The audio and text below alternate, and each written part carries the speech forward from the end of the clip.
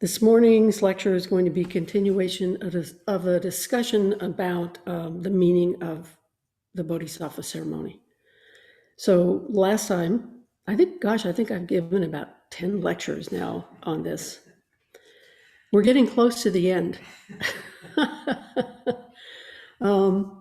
So last time we talked about the 3 pure precepts, and this time we're going to start talking about the 10 precepts, 10 Bodhisattva precepts.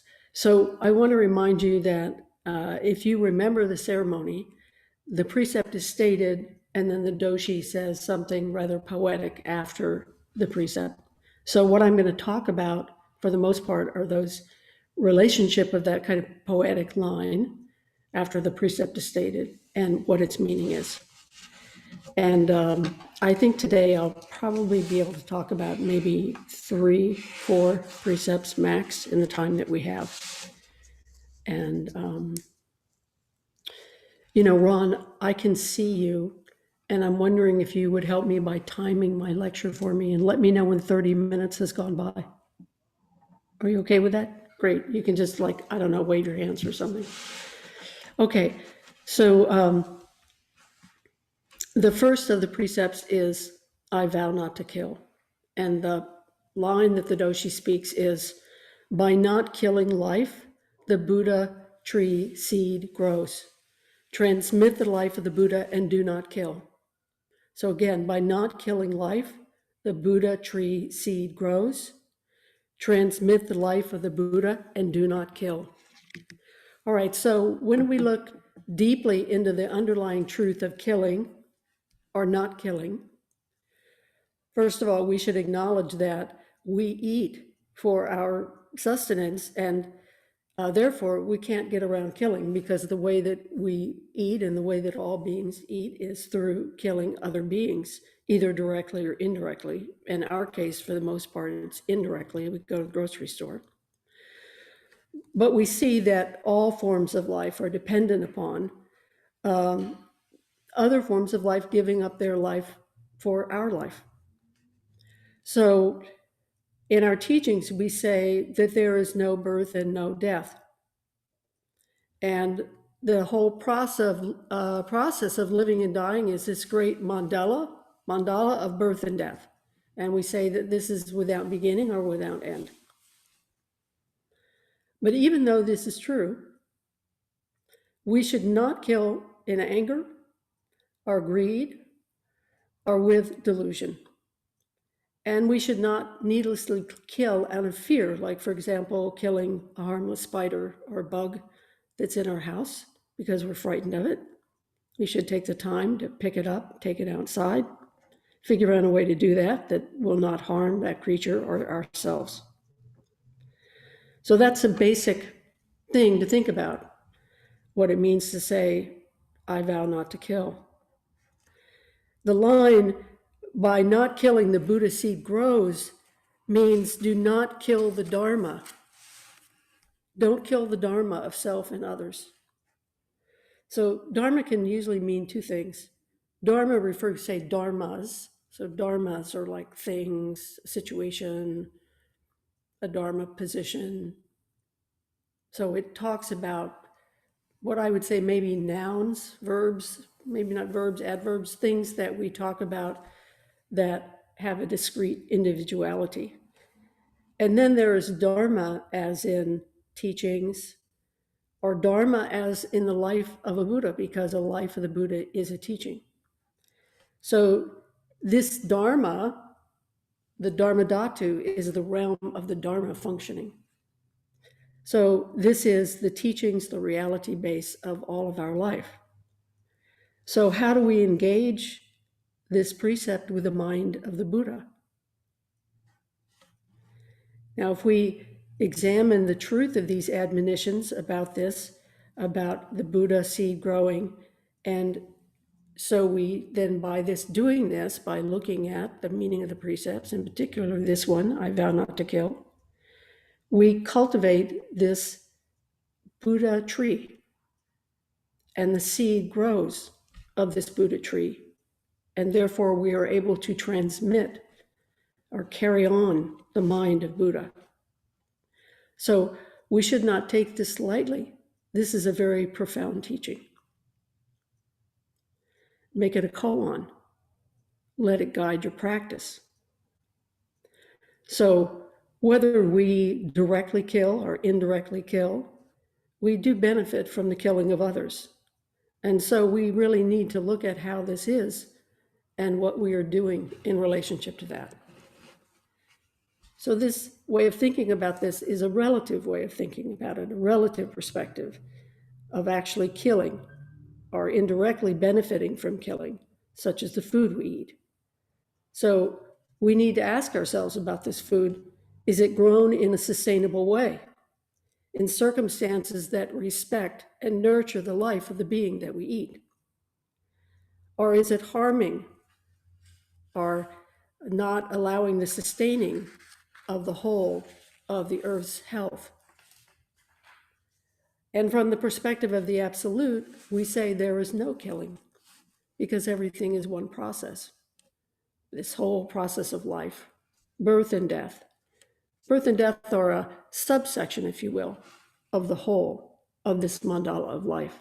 We say no birth, no death, no beginning, no end. So we have to integrate this with the relative, because as bodhisattvas, we can't only understand one side of the situation and not the other. We can't only integrate one and not integrate the other. So to only see it from the perspective of the absolute means that we disconnect from our life and the life of others. We might say, it doesn't matter if I kill. It doesn't matter how I kill. It doesn't matter what I kill, because all is one. But this is not the teaching. So the teaching of emptiness, all things are empty of inherent existence, is the teaching of emptiness. Emptiness is a shorthand for empty of inherent existence, which means if things are empty of inherent existence, they are all connected. They are all one. In the course of their individuality, it is still one great thing functioning. So this teaching of emptiness is intended to make us think more deeply about our actions and to cultivate compassion and skillful means. Compassion is just another way to say lacking without inherent existence. Skillful means is just another way to say how we enact wisdom, which is the prajna, the technical term for emptiness, prajna, compassion, and skillful means. And we see this through our connection and the interbeing of everything, including self, of course, how we inter-are, as Thich Nhat Hanh would say, with all of one life, all of this life. So if we only see the relative, on the other hand, we may become blind to this larger picture.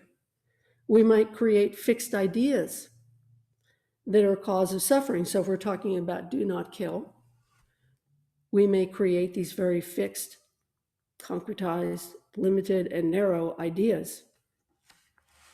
What we want to cultivate is flexibility and compassion. So the result is that we can only understand the teachings in a fixed and judgmental way. And in the case of this precept, fundamentally, you would die because you cannot survive without eating. Or, and we're very good at this kind of thing, we would rationalize and come up with some false ideas that apply to others but don't apply to ourselves. So we have to hold both the relative and the absolute simultaneously. Then we have to go beyond making things this or that. Sometimes in practice we say, oh, I have to live in the absolute. You can't live in the absolute. But you can't also just live in the relative with no notion of this interconnected life that we're engaged in, this interconnected practice. Again, as Dogen says in Gyoji, all things practicing together, making the world. So we can't live in just one or the other. Realization, enlightenment is not only about living in the absolute. It is both simultaneously. Two sides, same coin. as I've said before, how do you spend the coin? That's the question. Two sides. And as Katagiri Roshi says, super speed. You spin the coin super speed. Don't see black, don't see white, don't see relative, don't see absolute. Just this in this moment and the next moment. So how do we find the meaning of nurturing the Buddha seed within the self and others? And when we understand that, then we are able to transmit the life of Buddha. This Buddha life is the mind of the Bodhisattva. So this transmission is not just from person to person, but also from being to being. Do not forget that in our school, in Zen, in Chinese Buddhism, which is the root of Zen, Chan Buddhism, do not forget that all things are sentient. For example, how do you relate to the tools you use in your life? Do you just drop a pen or a pencil on the table when you're done using it? Or do you place it gently on the table? Do you put it down with awareness? Do you slam a spoon across the top of a pot to dislodge food? Or do you gently scrape the food off the spoon back into the pot? All of these things, all of these ways of being and relating are things that we want to cultivate and things that reveal our Buddha mind. They play out in our daily life, and in this way, everything is relative and absolute functioning together. Just this response, just this respect, just this understanding of the intrinsic value of everything functioning, even though we may not know specifically what that is. We don't know. We know how we use a spoon, but we don't really know what it's like to be a spoon. We don't really know the practice of the spoon. But we must have faith that that spoon is a very important part of reality itself. So everything is relative and absolute functioning together. Remember, form and emptiness are not different. We talk about them as concepts to understand their function, but the skillful functioning of our life is both together, manifesting together as just this moment. The next precept is, I vow not to take what is not given.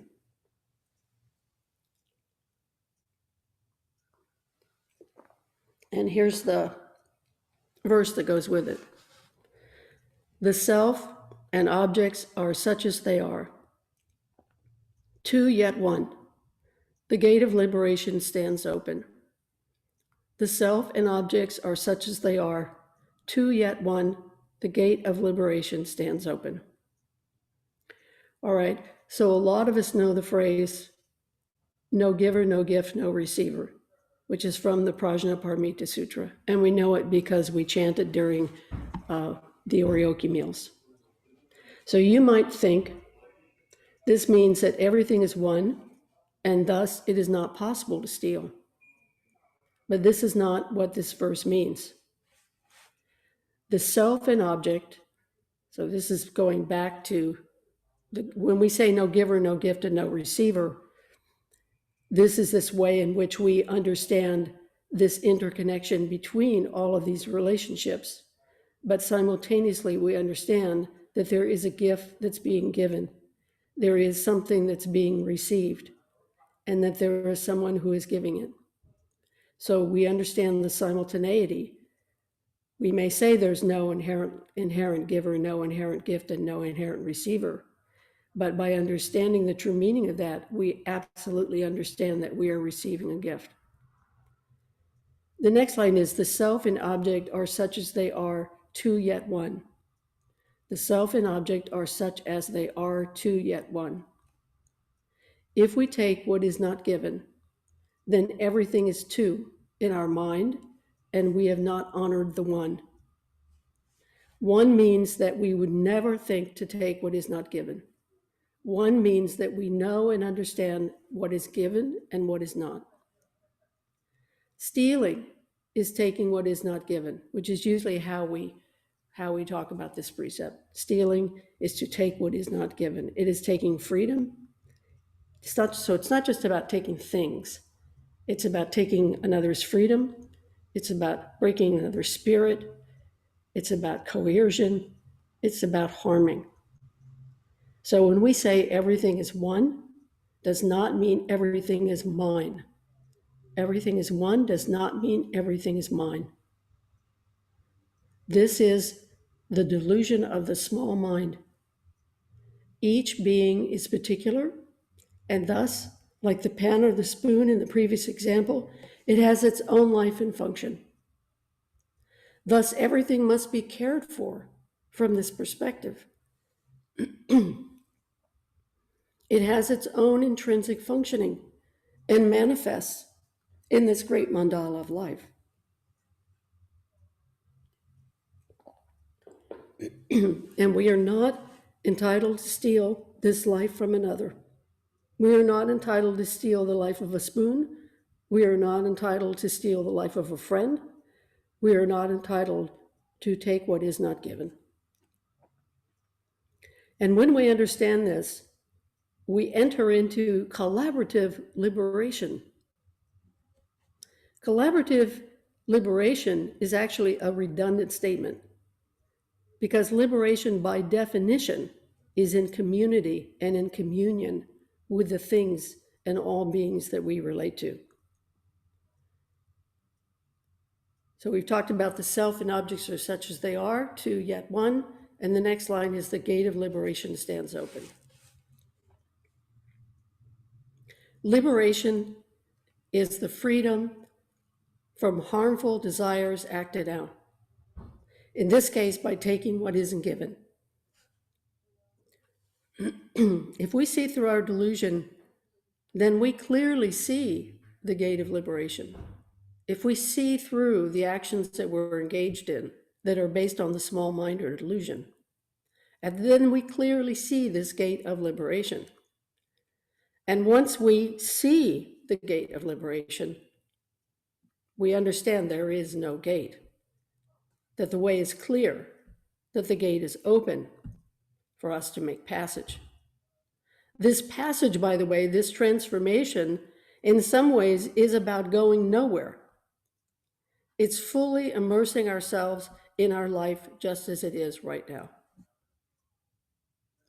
When we violate this precept, or any precept, when we violate this, we cannot see the gate and we cannot enter the gate. Investigating our actions reveals the gate. But the question is, once we investigate our actions, can we enter the gate? So our effort is about this activity of investigation. Our effort is about understanding the precept, the problem, and then understanding the teachings and making the effort to live the teachings. And when we are able to enact that, we enter this gate, as it says in the Mumon Kan, which is not a gate. Yet, before this moment, we cannot find the gate, or we are blocked from entering the gate, and there is a gate. So the next precept is, I vow not to misuse sexuality. And the verse is, let the three wheels of self, objects, and actions be pure. With nothing to desire, one goes along together with the Buddhas. Let the three wheels of self, objects, and action be pure. With nothing to desire, one goes along together with the Buddhas.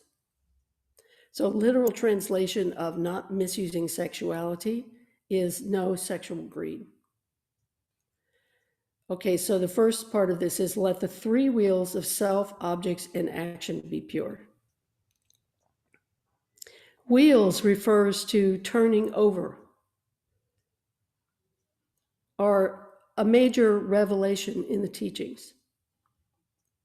So the wheel of the self can be understood as big mind self, understanding itself as pure or undefiled by the small self, not being disturbed by the small self's delusion. This is the wheel of the self. The wheel of objects is not obstructing what is outside the self. By thinking our desire to dominate or misuse what we perceive as the other is okay. So we turn this wheel when we make this connection. So the wheel of the self can be understood as the big mind self, understanding itself as pure or undefiled by the small self, not being pushed around by the small self's desires. The wheel of objects is not thinking of what is outside of the self as something to dominate or use. So when we turn this wheel, we're making that connection, and we are not driven by our small mind's desires. This is our big mind seeing and understanding what is inside or is outside, and what is outside is inside. It's the big mind seeing and understanding what is inside is outside, and what is outside is inside. The third one, the wheel of action, again reflects the integration of self and other as separate yet functioning, codependent, and co-respectfully of each other's function. So the wheel of action reflects this integration of self and other, yet at the same time that both are separate and that we respect the functioning and the codependence and the co-respecting. Let me read that again. The wheel of action again reflects the integration of self and other as separate, yet one functioning. And this one functioning is codependent and co-respectful of each other's functioning. So out of this comes a pure response. So what is pure response? Suzuki Roshi defines pure in Zen mind, beginner's mind. And he said, if you feel resistance to something, some difficulty with practice, then he calls these difficulties mental states. These difficult mental states, he says, are waves, the waves of your mind.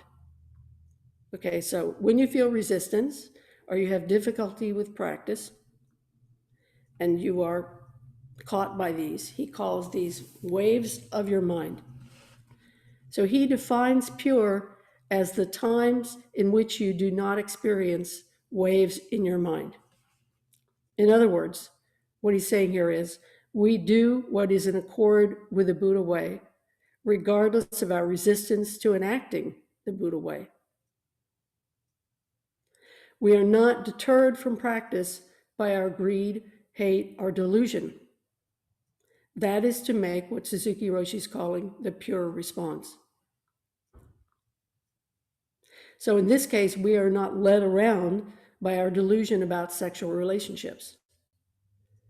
We integrate our own desires with the desire of the person we desire, and then our actions will be without waves. We do not abuse our relationship with others based on our selfish desires. Our actions reflect compassion and integration with the needs and desires of the other person as well. So Suzuki Roshi also said, so this is a quote, when you are involved in some dualistic idea, it means your practice is not pure. By purity, we do not mean to polish something. So this is a very important point. He says, by purity, we do not mean to polish something, trying to make some impure thing pure. So we're not going for some way in which we purify ourselves somehow, so we're perfect. This is not about perfection. He said, by purity, we do not mean to polish something, trying to make some impure thing pure. By purity, we just mean things as they are. When something is added, that is impure. When something becomes dualistic, that is not pure. So this something that is added that he's referring to is the small self caught in delusional thinking. This way in which we say something is added, when we get caught in that delusional thinking and we act upon that, That's extra. That's not really what's happening in the situation. That's something that we are adding on top of being caught by, being led around, and creating harm with. So that's where the small mind is taking the lead. That's what he's talking about as being impure. That's dualistic. Then he says that is not pure. It isn't that as human beings we don't struggle with this stuff, because we will always struggle with it. So we're not trying to get rid of our struggles and difficulties, because I don't think that we can. And again, that's the source of our wisdom in many ways, but we can't be led around by it. You know, the image of the bull with a ring in his nose. If you think of the bull as being your big mind, in a way, the small mind has got you by the ring in your nose and is leading you around. So how do we say, hey, stop that. Don't do that. I know better than this. I'm going to make this effort not to do this thing. Yeah, I really want this. I really want this. My whole body says, I really want this. But the reality is, I know that I'm causing harm. So you say, stop that. Don't do that. We make this effort over and over again. And then the last part of this is, with nothing to desire, one goes along with Buddhas. With nothing to desire, one goes along with the Buddhas. So again, it's not really a problem to have desires. But when our desires separate us from what's wholesome for ourselves and others, it separates us from what is inclusive or wholesome and skillful for the other person, for that situation, for the other thing, the other object we're engaged with, then that's a problem. The other person is not an object to be used by our delusional desires. In this case, inappropriate or harmful sexual activity born from actions that are harmful and dualistic. So what I'm saying here is that inappropriate or harmful sexuality is born from these actions that come from this dualistic mind, not understanding that other is self in the sense of empathy, in the sense of respect, in the sense of understanding the intrinsic value of that person, the intrinsic life and function of that person outside of ourselves. When we do not understand this, we go against the Buddhas. Dualism arises when one is not in accord with the whole of our life, which must include the other. Dualism arises when we are not in accord with the whole of our life.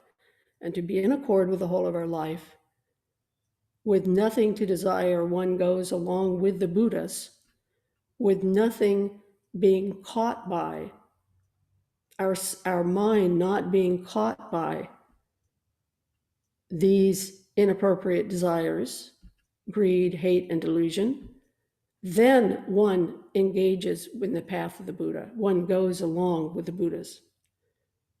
So when we are not in accord with the whole of our life, which again must include the other, we cannot walk with the Buddhas.